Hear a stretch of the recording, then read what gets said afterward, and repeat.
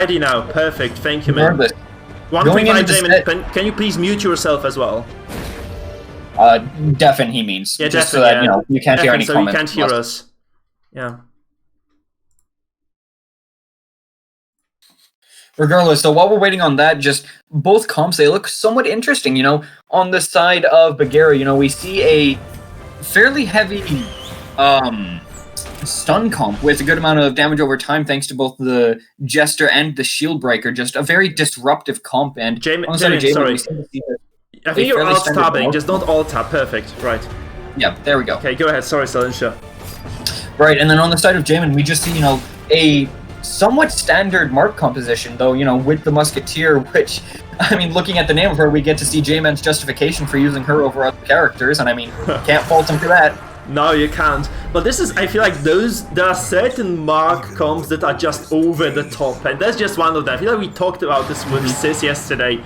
This is like an absolute overkill. 4 mark reliant characters, 0 support, 0 healing, really. It's just absolutely and completely all in from 135 J-Man. We just have to see whether this does indeed pay dividends or not for him. Because I feel this is a very risky playstyle. Looking at this first turn, it very much so does seem to be paying off for J-Man. You know, he could Caltrops get a very early execute off. Does he get it? He does not. No. But right, as we can see, you know, from Baguera's comp, it's a very and if he manages to, you know, like displace a few characters on J-Man's team, then we don't know if he'll be able to recover. It's just every character is so reliant on damage. Yeah, I agree. It's just insane. So we can see this. The problem with J-Man's comp is the longer this game lasts, the less likely he's going to be able to win this one. Because basically every single turn that Baguera manages to eke out plays in his favor. He has a lot of consistent damage dealers, and he was able to just kind of eliminate one of 135 J-Man's characters very early on. He'll definitely be able to take this one home.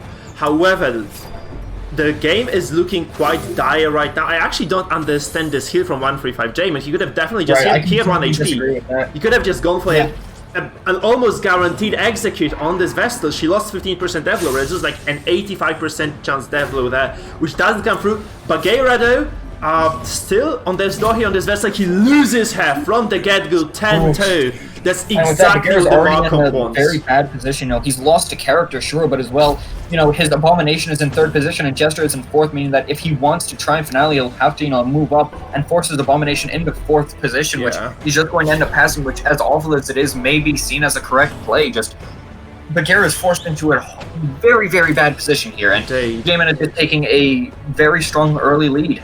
Yeah, but so that's what you're afraid when you play against those mark compositions, right? You're afraid of a mark coming down and then a crit closely following in its steps. And this is exactly what happened here. I feel like this Vestal could have died way sooner than she did. So it was kind of fortunate, honestly, for Baguera keeping her alive this long after her suffering that very, very big crit. And I feel like right now all the momentum is in 135 J-Man's favor. And this is quite an exceptional comp, to be honest. You don't really see this in higher ranks, just because of how volatile those mark compositions indeed are. But it's working wonders right now for 135 J-Man. Obviously this BH in rank 4, kind of suboptimal you might want to say, but still this is very, very decent situation for him. He took out a character, this Jester is rank 4, not really a big threat. It's just really working out for him, right? It's really working out for J-Man. I completely agree, yes, just J-Man very much so has the advantage here. As I mentioned, you know, all 3 of Baguera's characters want to be in front, yet, you know, obviously not all of them can be, and as such, you know, they're forced to have some characters just lay dormant in the background, not being able to accomplish very much. Yeah, we now see the Houndmaster. It looks like they're going to take a Blackjack on the Jester, get a crit, and get a stun. That is very heavy momentum in J-Man's favor, going to, you know, shut down the Jester for an extra turn, meaning that he can't build up for the finale, he can't do additional damage, he can't, you know, get the harvest off. Just that stun, massive tempo advantage for J-Man in a game where he was already ahead in tempo, and then it seems that this game very much so has the potential to just already be over. Yeah, indeed. We do see a raid come out from Baguera and get double Death Door. And with that, we don't know how J-Man's going to respond. Just from his general playstyle, he very well could try and heal, but at the same time, he could try and take an aggressive stance. We just don't know. Yeah, agreed. So this Houndmaster rank 1, no ability to lick wounds, he cannot heal himself, so he might just be the victim of the shield breaker right now. But this is the problem for Baguera, because he really wanted to move this Jester forward, and he just can't. This is a killing blow, however. Right, and that's just so big. The Houndmaster. And there's just a question right now, can Jamin take down this Jester? Oh, he pivots! He pivots onto the Abomination, he gets a crit! And with that, the Abomination is going to be dead, so I think that Jamin, despite losing a character in a Mark comp, which is generally seen as a very bad thing, he is still very much so in an advantageous position as it's 3v2 in a game where both of Baguera's characters, they're forced in the back when they want to be up in the front, and just, even if Jester could, somehow get to the front and get his finale off, we don't know if that'll be enough at this point in the game. I wholeheartedly agree, but you have to consider those two characters have extremely high dodge, even the base values are very, very big, and this might mean that Jamin will probably take a while to kill them. I'm not sure, like, might take just one lucky crit obviously, but it might be way more than this. And this being said, can those lucky dodges indeed work in Baguera's favor right now? Because that's all he has left really. He has those very high dodge values, I feel. I'm not sure about the trinkets of those characters, honestly. We'll see them in a second, but that's just the question. Does he really want to push this one out as well? I don't think so, right? Yeah, he just that wants would have to been keep a very this Jester away. Like, he's very much so seems to, be questioning his choices, and yeah. He very much so seems flummoxed, just unsure what to do, and you can't entirely blame him, because despite holding a massive advantage, he still has a very strong chance to lose here. He gets a crit, though. It doesn't matter much beyond healing a small amount of stress, and a game where stress doesn't even matter, and, he would have gotten the Jester to Death's Door anyways, so the crit is just sort of null there. I'm sure Jamin very much so would have appreciated being able to just sort that crit and just use it somewhere else. Indeed. And this shield breaker moves forward, takes down the BH to 0, but there's no threat on him at all. Like, this Jester is the... Yeah, so he can just get the kill right now. Yeah, the Musketeer and the Arbalist both able to just continuously heal up the... Able to play it slow, and Baguera just can't do anything about it. Jester's now going to be dead unless he gets a lucky dodge, and just... I don't see how he's going to be able to win this unless he does get said dodge. He doesn't. No, he does not. Right. And there's another heal available too. So it's just so big for Jamin. I feel like those Mark comps, they take so much skill to play as well, because you make a single mistake, like you miss out on a single opportunity, you have to see every single one of those and just capitalize on them. If you don't do this, you're seriously going to suffer. I have seen a lot of perhaps high rank Mark players still faltering. 135 Jamin is not one of them. 135 Jamin takes this game, he really dominates Baguera in game number 1, and he deserves this win. Like, he seriously does, because he did everything right, and he got so many excellent plays out that you just have to commend him for dominating this one. What a brilliant game. Agree. And another small thing, we sort of criticized his very defensive play early on with just, trying to heal up and not securing a kill. However, one small thing is that a detail many people miss is that Musketeer's heal actually applies a buff to their teammate, which makes them take more healing from all sources. And he'd been stacking that the entire game, making it so that what's normally just, very small heals that serve no purpose other than just to get someone out of Death's Door was actually able to keep the Bounty Hunter extremely healthy and out of all danger. Well, now we're gonna get what CEST really wanted to get there. That's gonna be one of those PD compositions coming into play, because 135 Jamin has no other choice right now, because both those comps that do not involve PDs are currently disabled. So we will have a PD in our match, and actually 135 Jamin has to win at least a single game of this PD. And we're going to game number 2, so we'll see one of those compositions right now on our screens, guys. Let's go, let's do it. Another thing, these games have been going extremely quickly. They've been very fast games, both players not taking much time to think, and just with the nature of Mark builds, the match was decided very early on, so who knows, this match could just end up, being over in just a few turns as well. We don't really know. We see the Crusader go for the Bulwark, which, as we saw from the last game, Baguera very much so relies on dealing a lot of damage, and Crusader just seems to, be a very supportive character, applying the Bulwark, and he has double healing trinkets, which is not something you see every day on Crusader. He's generally used just for stun as well as sometimes damage. Yeah, agree. Like, another thing is Baguera just lost a battle with that composition he's using right now. He brought it back because he's all the right to do so. and we shall see how exactly it performs against a different opponent.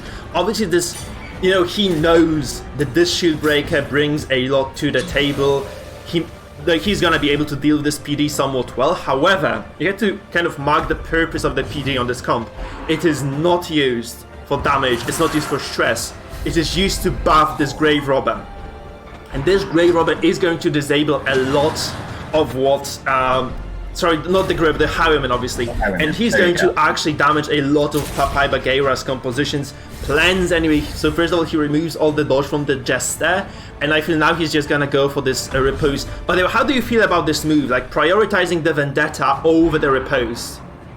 I think it's a very interesting move. Generally on Baguera's team, we don't see a lot of spread, though, you know, he does, of course, have the Shield Breaker and he does have the Jester, but even then, I think that G-Man's comp is extremely interesting. It seems the whole thing is just completely set around, you know, buffing up the Highwaymen to be invincible, you know. We see the Crusader with the Bulwark, we see the Plague Doctor with the Emboldening Vapors, and potentially we could even see the Man-at-Arms with Command to give him an additional 25% damage when he's guarded.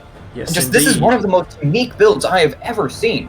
What are your thoughts on this, Mike? Yeah, another important thing, honestly, is the fact that this Highwayman is actually running the Snuff, which means he has 80% stun resistance. This is very, very high value for this character. And also making him nearly impossible to be stunned unless, you know, they have like a hardcore Vestal with double stun trinkets, but even then, you know, it's around an 80% chance, so there's a real, you know, possibility. It's 30% then, yeah, it's 30% for the Vestal of 2 stun trinkets to get that stun off.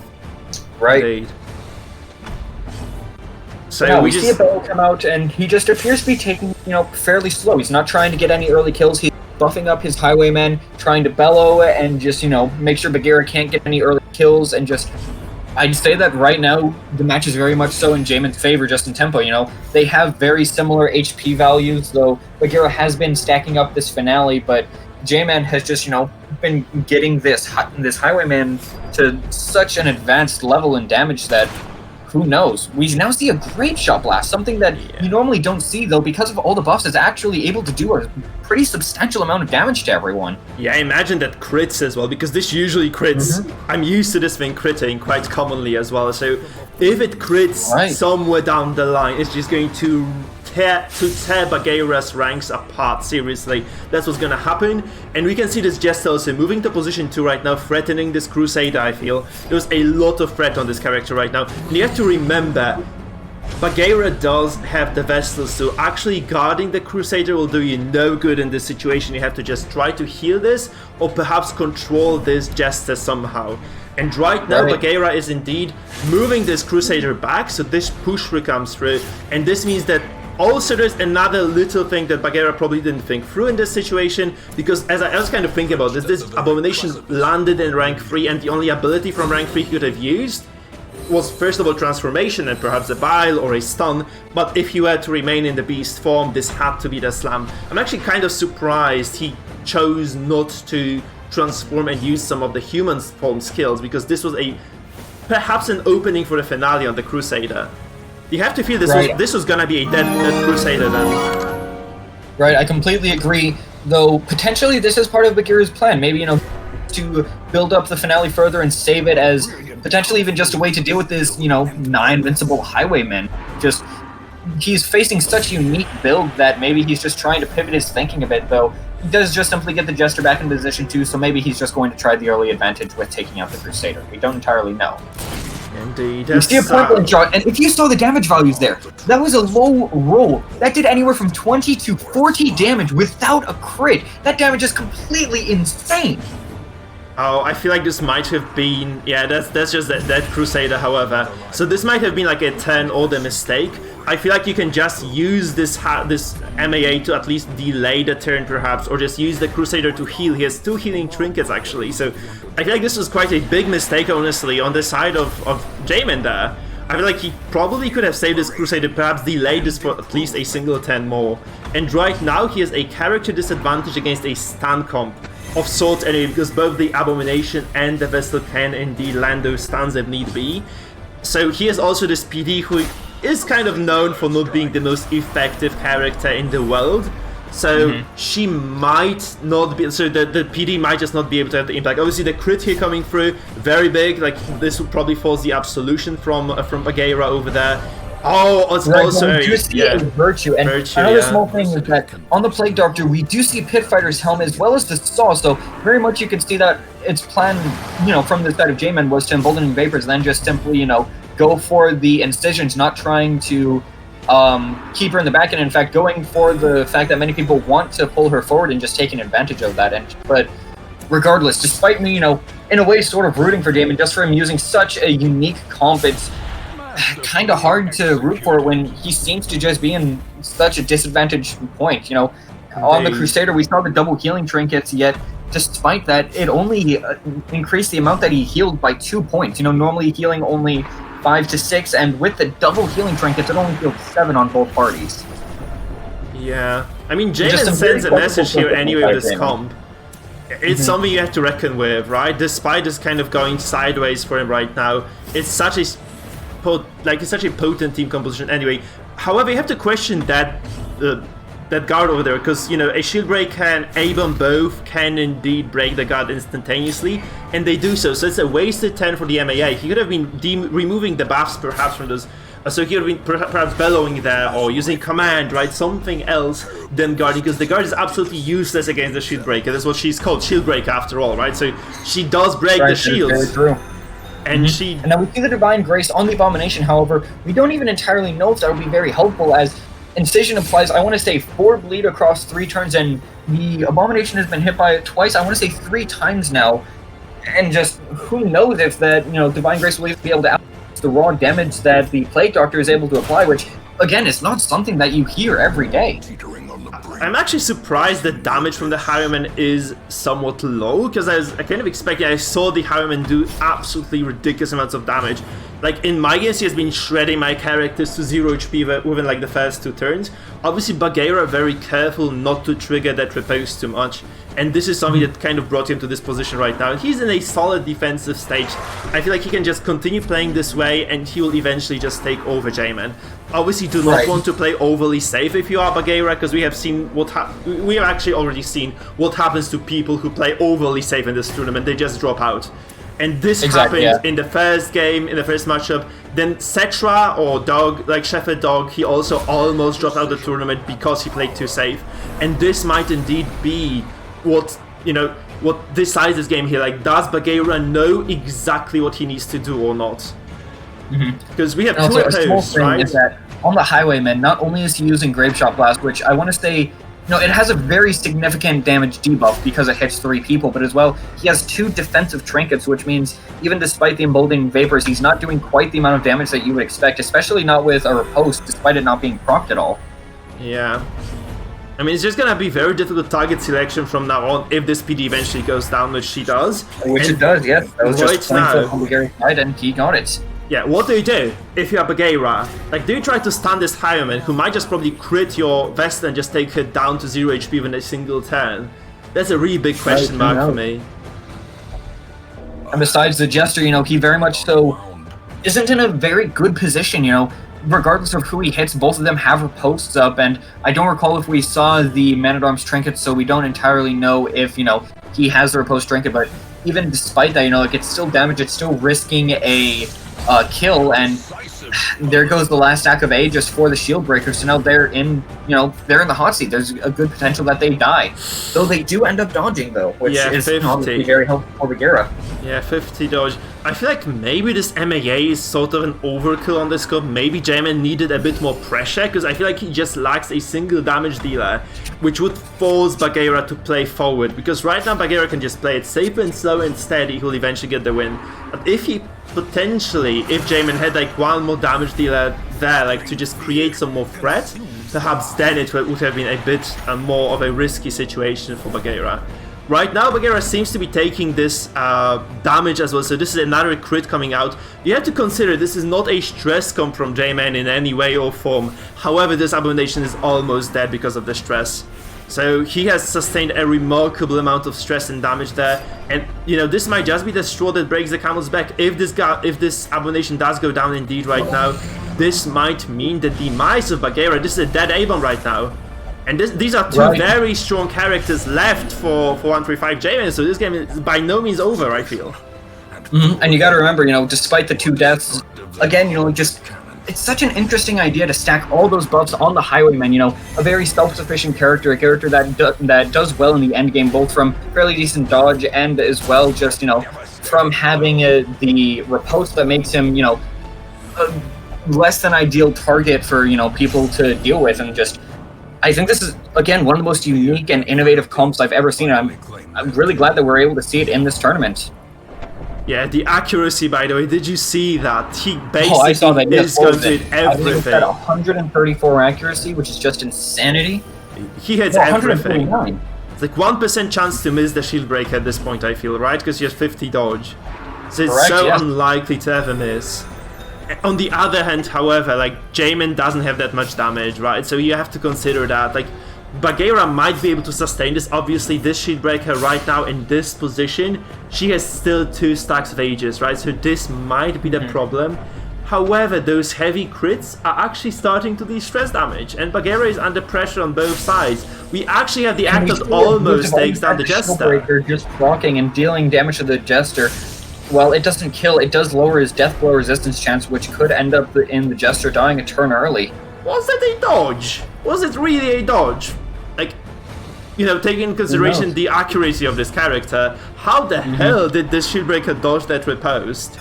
Who knows? I remember somebody a while back saying that every attempt chance to miss regardless of accuracy, though I'm not entirely sure if that's been debunked or not at this point.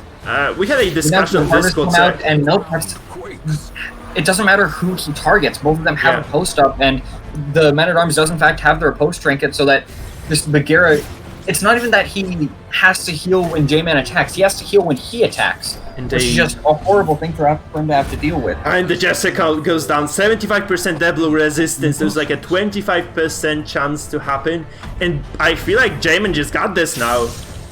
Those characters are acting out, they are losing their health, and J-Man's really, he has not sustained too much damage this game at all. Obviously, if this Highwayman goes down in the end, this might be the end for J-Man, because like this, I don't feel like the MAA can take both the Shieldbreaker and the Vestal down, so it's going to be a very, very close game right now. This then might be the deciding one. So does Baguera indeed get this? What happens here? And he gets a death blow! 25% again. That's crazy. And that the game variable may be over, because I don't know if the Man-at-Arms will to out damage him, though at the same time he could just simply try to stress them out. Indeed. No, it feels really bad for J-Man right now, because it kind of he had an avenue back into the game, and it's just not there anymore. It's just not there. Right, I agree. Because you just go with the Shieldbreaker, you take the punishment, you heal with the Vestal, and just repeat, rinse and repeat, rinse and repeat. However, you have to consider the stress as well, right? Because every single time the Shieldbreaker drops to 0, she does take additional stress damage, and this MAA is going to be bellowing just simply because the Vestal is not going to be able to stun him ever, right? Because every single time she tries to stun, she cannot heal the Shieldbreaker as well. And this basically means that if the stun doesn't land on this MAA, this just kind of punishes Baguera quite heavily. So you can see this, actually I would like to see this played differently. So I'd like to see the Vestal healing first, just getting this guaranteed high HP on the Shieldbreaker, and then the Shieldbreaker going for damage, because I don't feel like you can do 24, 25 damage with riposte. At the very same time, if you heal that, this means you always keep your Shieldbreaker from death's door, which means she doesn't break that easily. And she's so close to breaking right now. She's so close to just being at 200. And now we see exactly what you're going for, or exactly what you suggested, and who knows, potentially this could be the deciding factor which allows a finally take the lead. Yeah. And yep, exactly as you thought, the Shieldbreaker is now fine, they're not at death's door, and they don't have to risk anything. Yeah, but that's gonna be probably resolved broken Vestal quite soon, so this is not going to work forever. Also, the Shieldbreaker might just kind of act out in a different way, so this might indeed hurt Baguera in the end. We don't really know how this is going to play out. I feel like, J-Man does have a substantial disadvantage in this one, obviously, simply because he has a single character left. It's so unfortunate, though, that this Highwayman had indeed gone down there in the previous, on those previous turns, right? This means that right now J-Man is in a very, very tough spot. He really needs some luck to take this one home, I feel. Because he can obviously bellow right now, break the Vestal perhaps, but this still might not be enough. Like that's just, I don't feel this is enough. I'm going to agree there. Oh, this is 1 HP, so this means Baguera doesn't necessarily... Oh, he has to heal this actually. Because if he doesn't heal this, she takes stress. Okay, he actually goes for the stun here. No, he goes for that.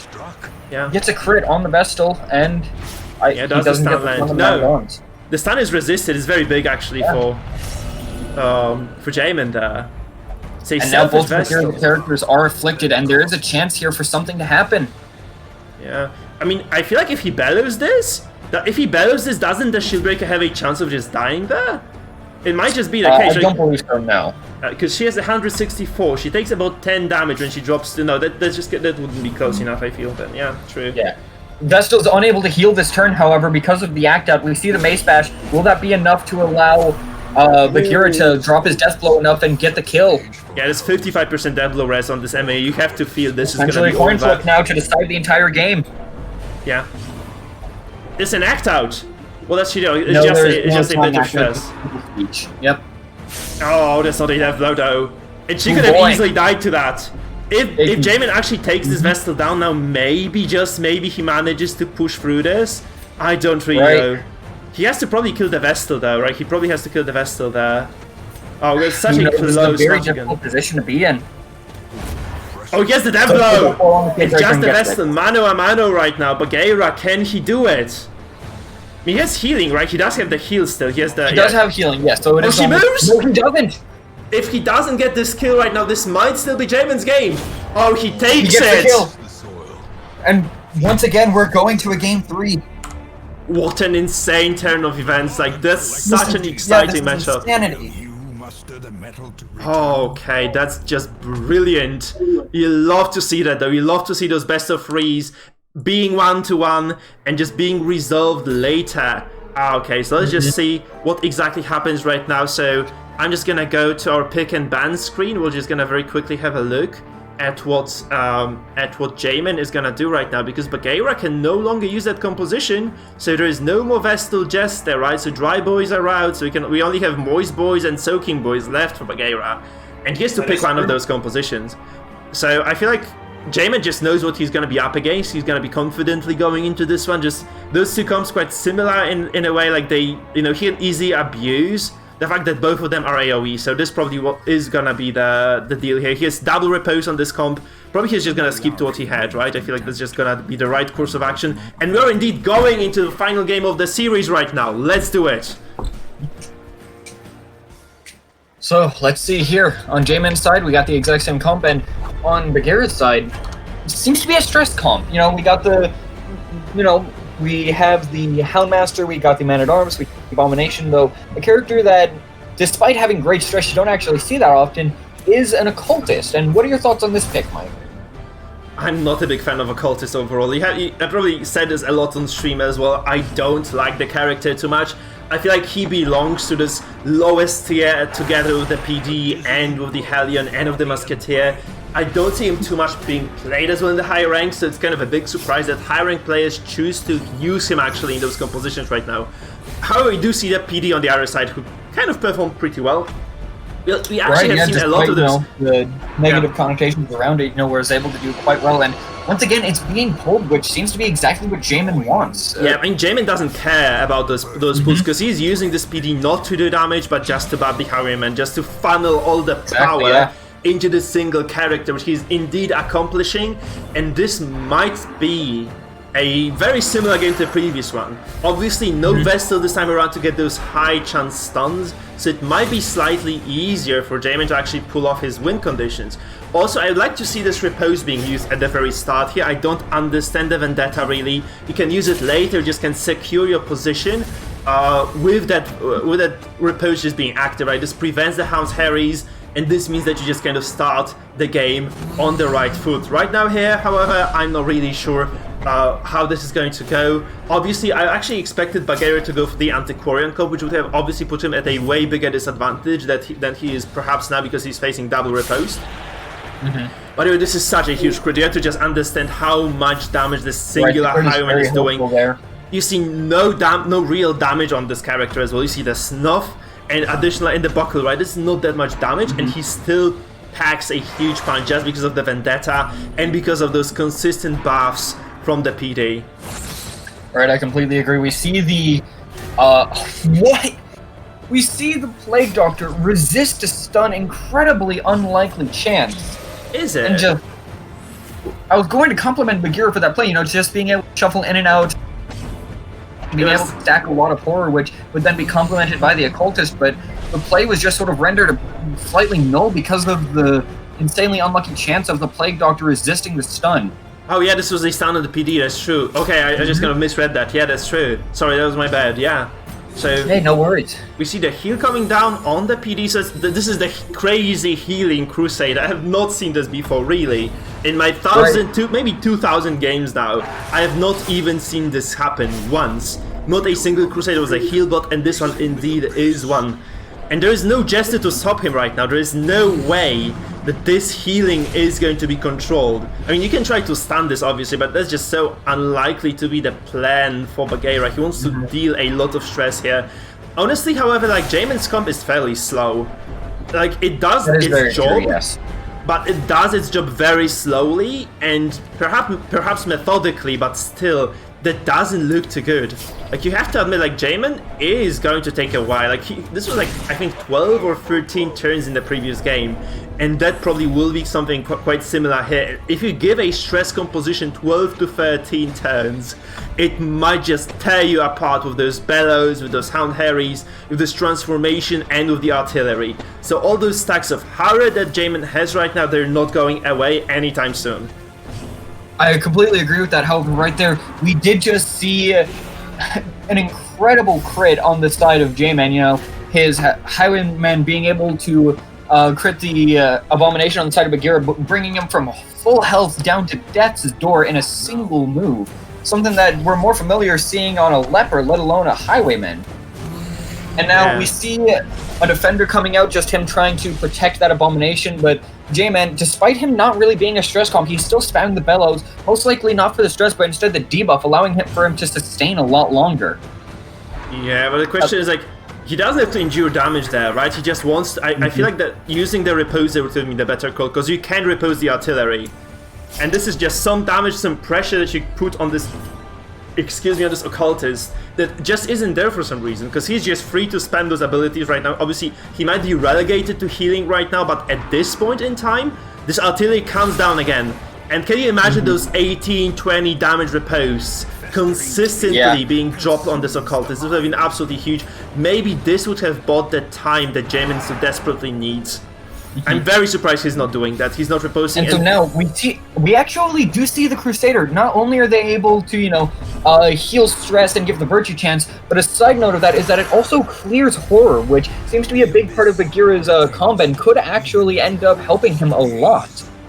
Yeah, but I feel like that's just my personal opinion, but if you're not doing damage against a stress comp, you're slowly but steadily falling behind. I mean, obviously, he can get the death blow here, he doesn't though. Unfortunately, don't see it though. And the problem is that, you know, if you are running this Highwayman, you might actually want to indeed take some sort of debuff removal. Obviously, this Crusader is doing the job somehow to some extent, but this might just not be enough. Also, we can see that there is no repose on the Highwayman right now. He missed the beat here, and he's not going to be able to... So this basically gives Baguera a go signal. You can actually just Hound Harry right now, you can drop those artilleries once again, you can use all the AoE in the world because you have the turn to do so. This Highwayman is not going to be able to do anything for this entire turn right now. A heal comes through, that's I think an act out, but a very good one because this Highwayman probably needed those debuffs to be removed either way. So I feel like Jamie was just going to do this. It's kind of a fortunate turn of events for him. Also, this Abomination does get stress broken. It is kind of a peculiar thing about Jamin's comp. Not only does it really do heavy amounts of damage, it does stress as well. Although this Absolution critting is obviously a saving grace for Baguera. Oh, very much so, yes.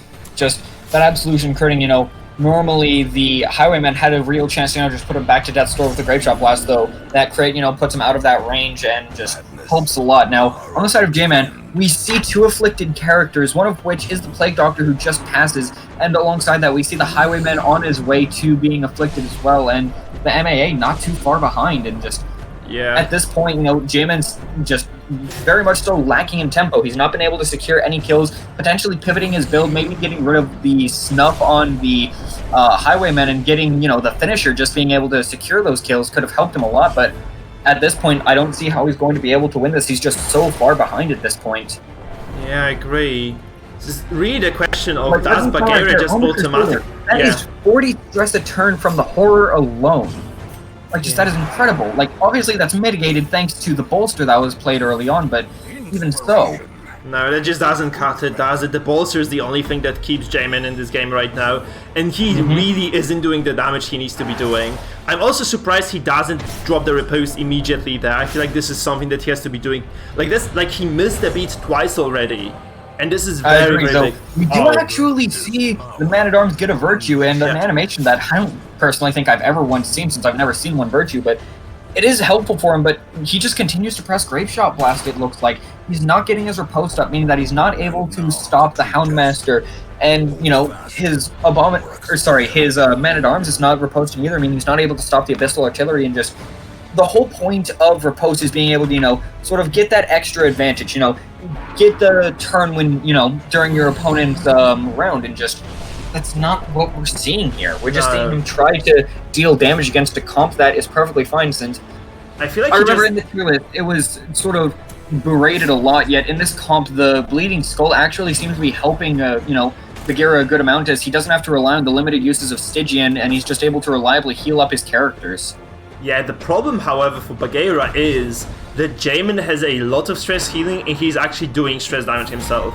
So this might be enough, I'm not really sure. I'm not sure about the maths here, but he might be able to just eke out a little bit of an advantage here just because of this Virtue coming down here, and just because of his own stress. Because I feel like Jamin did indeed pivot to stress entirely. That's why he stopped riposting, just decided, okay, I'm done with this strategy, it's not working out.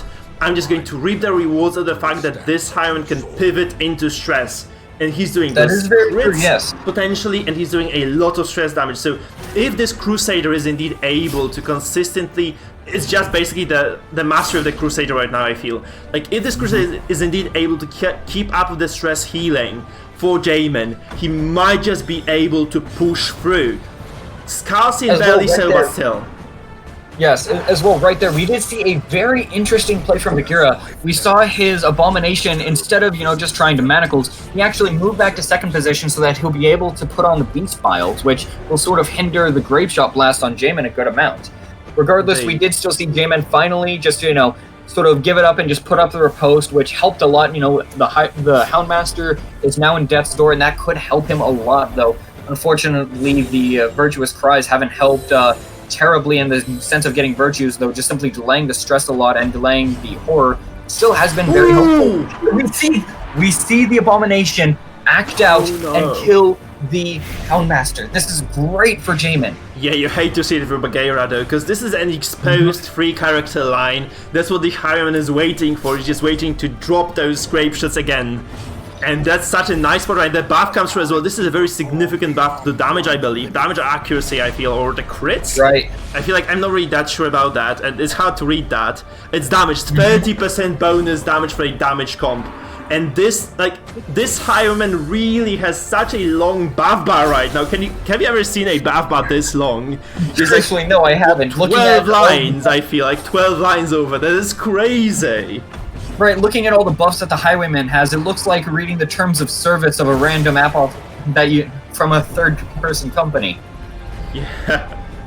Oh god, that's ridiculous. So he might just have enough now to pull through again, because losing the Houndmaster. Blank shot and another crit, putting the Man-at-Arms at Death's Door from full health. This damage is completely ridiculous, especially considering that he isn't running any damaged trinkets. Yeah, and there is 30% protection on this MAA. God, he refuses the healing as well. He refuses healing. However, the Crusader is now going to have a heart attack as soon as he is activated, so that is another thing to keep in mind. Similar thing will happen to the Plague Doctor. Yep, and the Plague Doctor is now dead. That's surprising. I feel like Jamin could have easily prevented that. He could have just healed. He just picked the Crusader, especially the Crusader has to heal anyway. He has to heal. So You he saw could him have. briefly hover over how much stress he had and, like, how much horror he had. Yeah. And it looked as if, he would have been fine. However, the additional 33% stress you take while you're in death's door actually led the Plague Doctor to, getting over that benchmark and dying.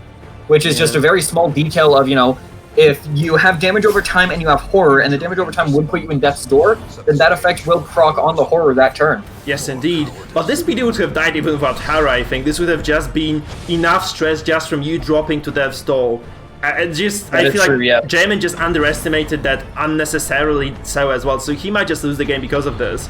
Because missing out on the turn... the Crusader here is dead. Just like, I want to say he has 32 stress on him per turn from the horror, so he's just completely dead. That Manacles honestly doesn't even help Baguera that much. It would have been much more helpful to, try to potentially stun the Highwaymen, as unlikely as it is. Yeah. Also, like, this is very unfortunate, because if he had let this Crusader take his turn, he would have actually gone first this turn, and he didn't go first now. Exactly. So this is a very big... I feel like those players are very stressed right now, literally so in real life, because they're just under so much pressure, because every single mistake right now counts. I'm very surprised they're not taking their time, because really, this is what you want to be doing. You're in the end game phase of the last game of the series. You can tell that they're being caught up in the heat of the moment, and they're not able to completely think straight because of that. You have 30 seconds to react to every single turn. 30 seconds, they're losing like 2 to 3. And that's just such a big surprise to me. I'm just kind of disappointed. Honestly, this MAA refuses healing again, though. As a curse dropped on the... I'm kind of surprised he drops the curse instead of perhaps going for some sort of... okay, he it does lower his damage by a small bit, so stacking that alongside the Bellows could actually be quite helpful for sort of mitigating the amount of damage the Highwaymen can do. Indeed, and this MAA is also dead, right? There's no way in hell he can save this. Right, yeah. It's unsalvageable, almost. And this is a pass as well. There's a pivotal moment in this game. Baguera is still very much so in this. Yeah. This is, again, it's such an even game, all 3 games. Agreed. We see the Bellow come out, and now Man-at-Arms on the side of Jamin is dead. All that's left is the Highwaymen. Who can be stunned. There's no riposte. There's absolutely no pressure right now on Baguera. I can just play this slow and he doesn't even need to stun him. He also could very well just go for the Beast File and stack more stress while also the riposte himself. Exactly. As he dodged Even if he does dodge, the riposte is still up, and that will cause, Jamin to take a lot of stress when he goes for his Grave Shot Blast. We then see the Word Reconstruction getting the Man-at-Arms back to nearly full health, and I'd say that this match looks to be nearly over at this point. Indeed. There's I feel like Jamin just made a couple of mistakes there, like those very big ones, which losing the PD so early, just kind of chaining, like slowly but steadily chaining into 3 dead characters on his side. I feel like he was doing quite well until that point, and right now I feel like this is just over. And this is kind of a shame, because I felt like this composition had a decent shot at taking down the Baguera head. You see the Man-at-Arms act out, hit the Occultist, and actually stun him. Yeah, but does it really matter? I mean, obviously there's no healing available for Baguera anymore then. Like, this might mean that a single turn, just gives Jamin the, Jamin just gets a single turn of breathing room. But is it really enough? I feel like he needs more than a single turn of breathing room right now. He needs basically, he would need all those Baguera's characters to pass their turn to come back into this one. There's also riposte, right, as you've said, so every single shot you take is going to be riposted, and it will hurt you quite significantly. And, obviously a lot of stress on Baguera's side. You cannot understate how much stress these guys are under, but there's just not enough. Absolutely, yeah.